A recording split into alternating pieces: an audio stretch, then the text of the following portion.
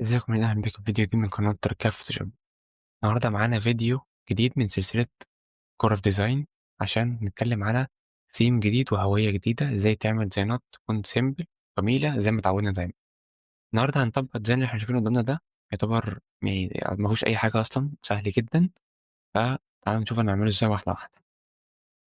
طيب أول حاجة محتاجين عادي خلفية بيضاء أو كلر في أبيض عادي.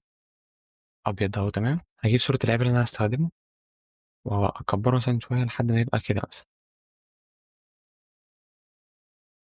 تمام. تمام. هاخد اللون من التيشيرت بتاعه اللي هو اللون ده، عشان برضه يكون حاجة ليها علاقة باللون أو باللعيب ذات نفسه، بدل ما أعمل حاجة بعيدة عن اللون خالص. مثلا آخد جزء كده مثلا أعمله باللون ده وأحطه تحتيه.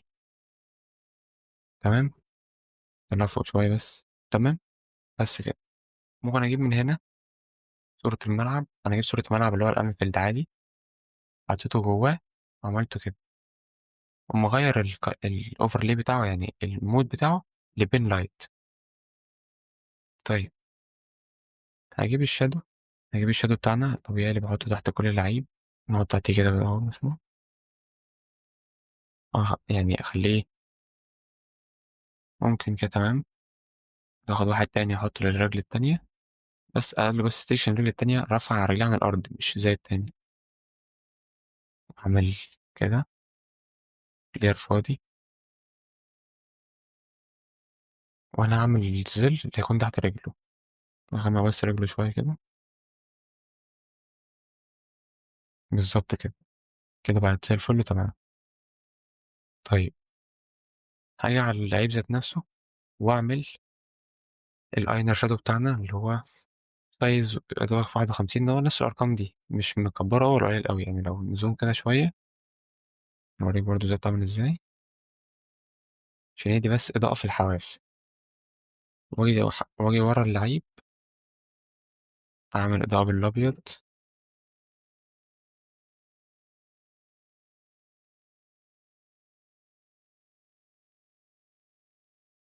عند جسمه بس.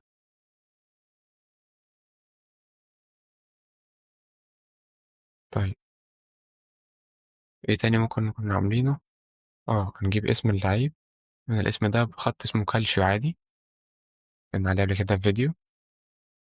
وهنجيب اللوجوهات، نجيب بس اللوجو بتاعت هنحط لوجو الفريق. بالظبط كده، نكون صغر دي كده شوية. ولأن أهم حاجة تكون الرقم ده بيكون متغير من فريق من لعيب للتاني.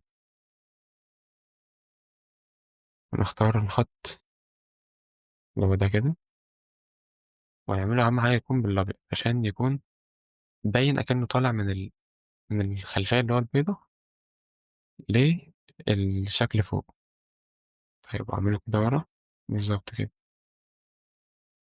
بس يعتبر ده كل حاجة عملناها. كده أعمل كمان الفلتر بتاعتنا. وبس كده يبقى معانا ديزاين جاهز وسلس وسريع وجميل وزي الفل. وعبارة عن اسم اللعيب، صورة اللعيب تحت الخلفية البيضاء عادي، حاطين شادو من ورا الرقم، تحس إن هو طالع من الخلفية دي، داخل في الاستاد اللي ورا أو في الصورة اللي فوق. بس كده الاستاد ده ممكن نغيره على حسب برضه كل لعيب والتاني، كل فرقة والتانية، واللوجو والدوري والكلام ده كله. فبس ده كان يعتبر برضه ديزاين كده من السلسلة اللذيذة بتاعتنا. أنا لو الفيديو عجبك اكتب لي رأيك تحت في الكومنتات، ولو عندك أي سؤال في أي حاجة أنا جاهز أرد عليك. شكرا الفيديو اللي جاي.